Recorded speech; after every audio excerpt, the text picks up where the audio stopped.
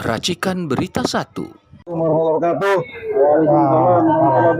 Syukur alhamdulillah pada hari ini Kamis 13 November kita semua di sini mendukung perjuangan dari LRT terkait dengan panggilan di Polda Metro. Pada intinya kami semua berharap agar apa yang terjadi di sini sesuai dengan aturan yang ada. Artinya tidak ada rekayasa. Ini Bang, mau terima kasih Bang. Oke, hari ini Kamis 13 November 2025 kita akan mendampingi Rismon, Roy, dan Tifa untuk pemeriksaan. Mereka termasuk dalam pemeriksaan dalam klaster 2. Dari klien kami yang akan diperiksa hari ini, semuanya dalam keadaan siap. Jadi mereka merasa tidak gentar, juga tidak takut sama sekali. Karena memang meskipun dalam surat pemanggilan itu disebutkan pasal-pasal, memang ya di sini kami pun sangat keberatan dengan pasal-pasal yang dimasukkan. Karena ada pasal-pasal yang hubungannya dengan masal untuk hukuman itu ada yang 8 sampai 12 tahun, sehingga kami pun termasuk juga masyarakat banyak melihat ini ada upaya untuk penahanan. Nah, ya. Tapi dalam hal ini kalau saya katakan ya memang sebagai lawyer saya lihat ini adalah proses kriminalisasi, saya bilang.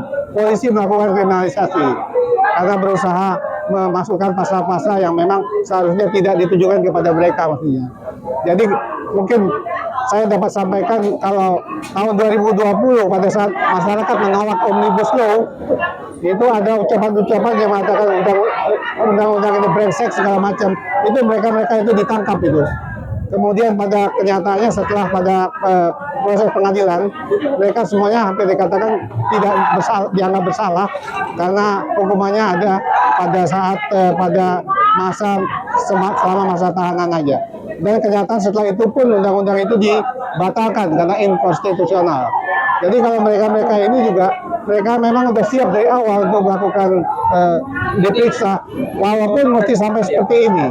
Tapi proses seperti ini buat kami adalah bahwa apa yang dilakukan oleh polisi penyidik di sini terhadap klien kami ya di sini yang 3 ini, yang pertama ini juga udah merupakan satu yang aneh ya. Kenapa 3 ini duluan itu yang diperiksa dan pasal-pasalnya itu seperti yang saya sampaikan tadi, pasal-pasal yang ada hukumannya di atas 5 tahun. Sehingga mereka ini ya udah mengarah ke sana. Jadi jangan lupa 2020 mereka itu sudah ditangkap, diperiksa, kemudian mereka dianggap bersalah, dan pada saat ini kita juga sudah lihat tanda-tandanya bahwa polisi akan melakukan hal yang sama kepada mereka 3 ini. Kalau mereka nanti diborgol, dipakai baju oranye, kemudian di konferensi pers, kalau polisi menyatakan inilah orang-orang yang bersalah, yang mengatakan kalau ijazah Jokowi itu palsu. Ini sebenarnya bagian dari framing yang tidak baik ya buat kita negara hukum. Karena cukup ada 2 orang, Bambang Tri sama Gus Dur yang dia udah dihukum masalah ijazah Jokowi ini. Masalah yang simple. Tapi negara kita negara hukum, tapi sudah ada orang dihukum sementara ijazahnya tidak dimunculkan. Ya, baik, itu yang dapat saya sampaikan. Setelah ini di sini ada Pak Refli Harun, silakan Pak Refli. Profesor mau duluan enggak? Enggak, silakan. Oh, saya ngasih statement ya. Assalamualaikum warahmatullahi wabarakatuh. Kawan-kawan semua ya, sebagai pengamat yang mengamati dari dekat, saya mengatakan proses yang dilalui RRT ini proses yang sangat tidak adil. Ini adalah kriminalisasi. Saya mengatakan jangankan jadi tersangka, dijadikan saja kasus ini diproses itu tidak benar. Karena ini adalah hak konstitusional sebagaimana saya katakan. Tetapi faktanya hari ini adalah mereka dibidik dengan beberapa pasal dengan ancaman hukuman mulai dari 9 bulan sampai 12 tahun. Pasal 310, pasal KUHP, pasal 311 KUHP, pasal 27A Undang-Undang ITE, pasal 28 ayat 2 Undang-Undang ITE, pasal 32 Undang-Undang ITE, dan pasal 35 Undang-Undang ITE. setidaknya ada 6 pasal yang dibidikan kepada RRT ini, dan ini menurut saya betul-betul kriminalisasi. Jangankan pasal-pasal yang ancaman hukumannya lebih dari 5 tahun, untuk yang belasan bulan saja sudah tidak pantas. Karena itu saya mengimbau, ya, saya tidak ingin mengatakan bahwa wah RRT siap diapakan. No. Orang yang tidak bersalah, orang yang menegakkan atau menggunakan hak konstitusional dia, maka orang tersebut tidak boleh dikriminalisasi. Tidak boleh orang dikurangi haknya karena dia menggunakan hak yang sudah diberikan oleh konstitusi. Jadi sekali lagi saya berharap kepada pihak penyidik, ya, karena ini sudah kadung diproses, silahkan proses sebagai pengamat. Tetapi tolong 3 RRT ini jangan dilakukan penahanan. Karena kalau dilakukan penahanan itu sungguh kezaliman yang luar biasa. Kenapa? Kasusnya meragukan, penuh rekayasa, pasal-pasal yang dibidikan adalah pasal-pasal yang tidak relevan, bahkan dipaksakan. Kemudian justru sebaliknya, proses yang harusnya dilaksanakan yaitu pembuktian ijazah itu tidak dilakukan. Padahal banyak yang mengatakan termasuk saya, Anda tidak mungkin memproses fitnah, kemudian pencemaran nama baik, kemudian hal-hal yang terkait dengan ijazah, kalau seandainya eksistensi dari ijazah itu sendiri belum pernah dibuktikan dan belum ada putusan pengadilan yang berkekuatan hukum tetap. Sekali lagi, yang benar adalah buktikan dulu ijazah Jokowi asli atau palsu, setelah itu barulah kemudian melayani macam-macam pengaduan baik dari Jokowi sendiri maupun dari masyarakat yang mendukungnya. Sekali lagi, hari ini silakan periksa ketiga tersangka, tetapi mudah-mudahan penyidik paham bahwa ini adalah kasus yang syarat dengan politik dan pesanan, sehingga biarkan kita berdebat di ruang publik siapa yang benar, siapa yang salah, tetapi jangan gunakan power kekuasaannya untuk membungkam dan menahan orang sehingga tidak ada lagi pembelaan dari yang bersangkutan. Karena nilai dari Roy Suryo, Dr. Kipa dan Rizwan Sihanipar adalah kemampuannya untuk berargumentasi di ruang publik untuk mengatakan yang benar adalah benar, yang salah adalah salah. Kalau mereka dibungkam, maka kesempatan itu tidak akan ada lagi. Padahal publik butuh pencerahan. Publik butuh mana argumentasi yang bisa dipertanggungjawabkan secara ilmiah, mana yang sebenarnya hanya mengikuti pesanan kekuasaan. Mudah-mudahan imbauan ini didengar oleh penyidik, didengar oleh kekuasaan. Hari ini silakan periksa, silakan berargumentasi, tapi jangan melanggar hak asasi manusia dengan menahan dan membungkam ketiga orang ini. Begitu saja. Wassalamualaikum warahmatullahi wabarakatuh. Keren cadas. Ini tadi dari panel hukum. Sekarang kita dengarkan dari forensik. Kita silakan. Ya, terima kasih. Assalamualaikum warahmatullahi wabarakatuh. Saya seorang peneliti juga, dan saya sangat merasa prihatin sekali dan terusik dengan ancaman yang diberikan pada ketiga sampai 12 tahun ini. Dan ini menurut saya sangat luar biasa. Saya seorang ahli dalam melakukan pengukuran geometris pada dokumen analog, foto analog maupun digital. Jadi saya tahu betul apa yang dilakukan oleh ketiga pakar forensik ini, misalnya Pak Suryo, Rizwan Sihanipar, dan lain-lain itu, seperti FA itu adalah, saya bisa jamin bahwa itu prosedurnya yang saya dilakukan sudah betul. Jadi kalau misalnya kemudian dia dituduh dan direkayasa untuk dibungkam, itu yang menurut saya menyalahi harkat kemanusiaan, sama sekali menyalahi martabat kemanusiaan. Jadi saya mohon kepolisian, dan salah satu yang paling mengusik saya adalah tuduhan bahwa ketiga orang ini sudah mengedit dokumen itu adalah sangat luar biasa sekali. Itu salah sama sekali. Jadi saya jamin bahwa polisi salah dalam hal ini, blunder dalam hal ini. Pemrosesan digital image processing itu itu merubah itu tujuannya adalah dalam rangka image enhancement, membuat image itu lebih baik supaya bisa interpretasi, bisa lebih interpretable, bisa dilakukan kajian-kajian analisis yang tapi mohon maaf. Tapi dokumen aslinya sendiri masih tersimpan. Itu hanya adalah sarana yang dilakukan oleh kajian ilmiah, oleh sains dan teknologi untuk melakukan supaya dia lebih enhanced, lebih bisa diinterpretasi, lebih interpretable. Dan itu sudah banyak dilakukan untuk astronomi, untuk medical science. Bagaimana orang mendeteksi kanker di dalam sana itu, kan itu dipotret, kemudian itu dianalisa, potretnya itu dianalisa. Itulah yang menyebabkan dia bisa secara akurat, dokter-dokter itu bisa menentukan bahwa ini ada kanker ganas atau benign atau lunak, tidak ganas. Itu adalah semua dilakukan dalam image processing, dan itu yang dilakukan oleh Roy Suryo dan kawan-kawan. Jadi sama sekali ini tidak bisa dituduhkan kemudian mereka merubah dokumen. Tidak bisa, sama sekali tidak bisa. Merubah dokumen itu hanya sementara untuk menganalisis. Itu dilakukan juga oleh intelligence.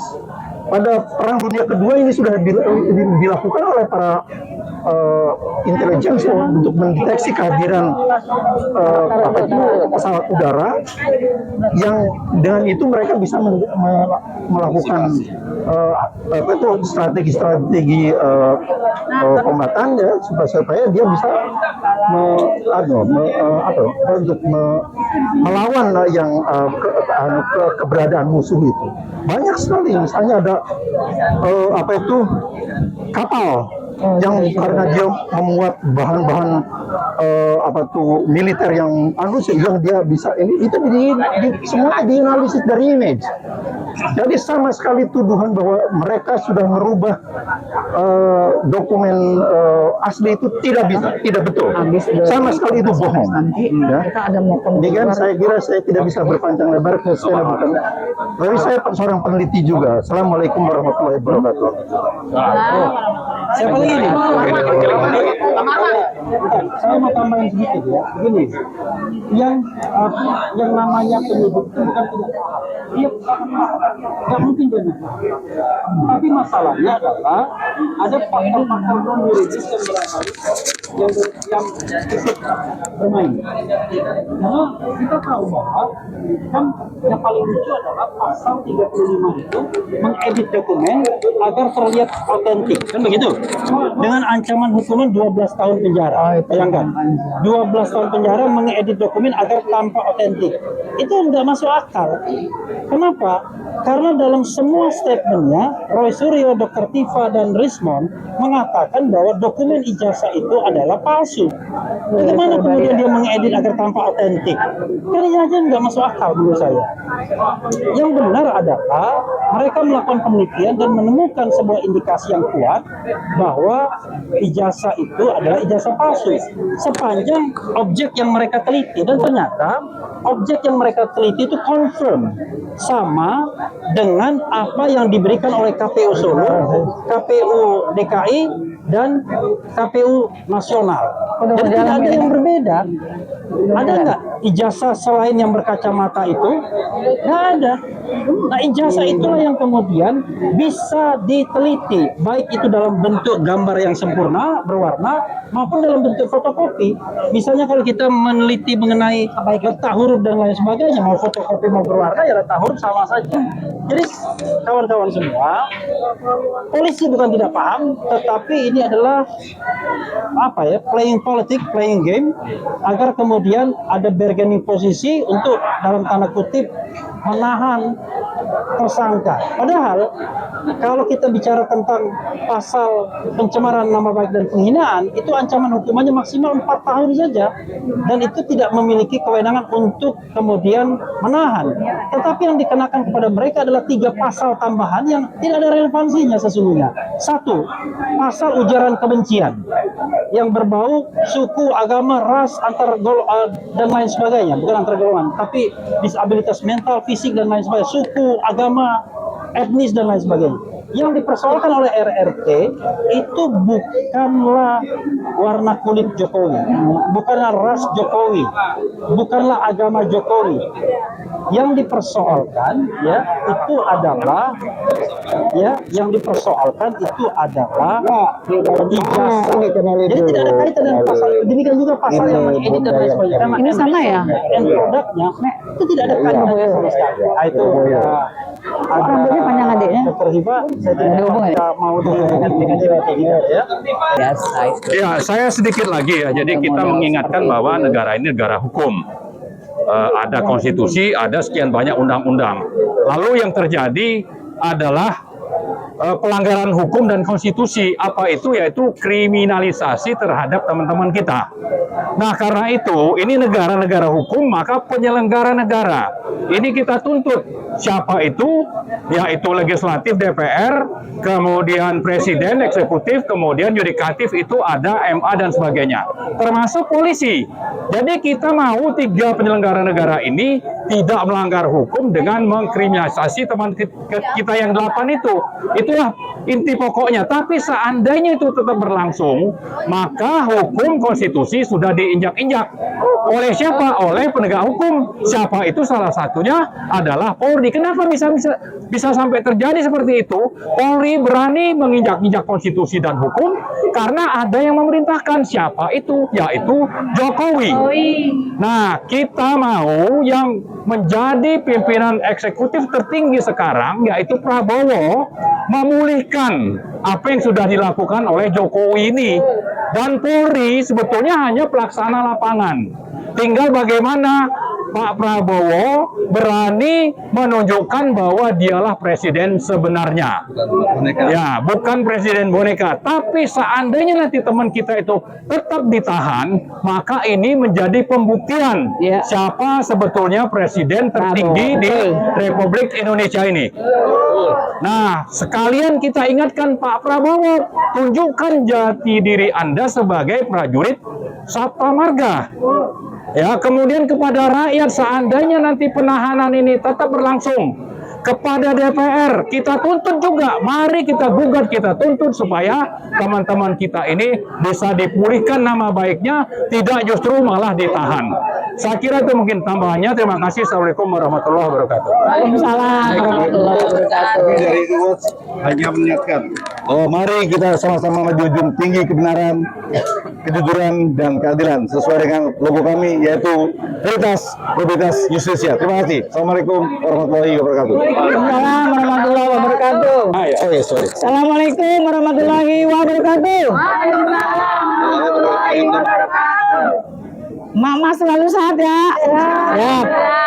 Hari ini kami membersamai pejuang kebenaran kita, RRT, Roy Suryo, Rismond, dan Dr. Tifa atas pernyataannya sebagai tersangka, betul ya? Ujuk-ujuk jadi tersangka, betul nggak? Ya, betul. Maka kami menyatakan untuk kepada kepolisian terutama beberapa poin. 1, polisi bukan hakim. Jadi polisi tidak berhak untuk menuntut orang bersalah. Ya, kenapa kita bilang begini? Karena polisi juga pernah salah, betul? Mana bukunya? Mana bukunya? Kami bawa di sini buku tulisan dari Rismond. Ya, Rismond Hasyola Syanipar. Ada terjadi rekayasa barang bukti digital oleh Puslap Polri. Ini untuk kasus kopi sianida. Saya yakin seluruh Indonesia tahu ya tentang kasus ini. Dan ternyata itu ada sesuatu yang entah disembunyikan, entah yang nggak benar atau apa. Silakan baca. Ini buku dari Bang Rismond. Oke.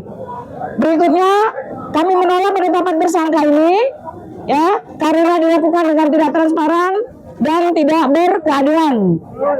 Kami meminta ijazah asli Bapak Joko Widodo dihadirkan sebelum proses hukum dijalankan. Betul. Kami menuntut uji lab independen di beberapa institusi dan atau di negara yang independen. Dan terakhir, kami siap memenuhi penjara budaya jika kami terbukti bersalah mencemarkan fitnah ya dan pencemaran nama baik. Betul. Terima kasih. Assalamualaikum warahmatullahi wabarakatuh.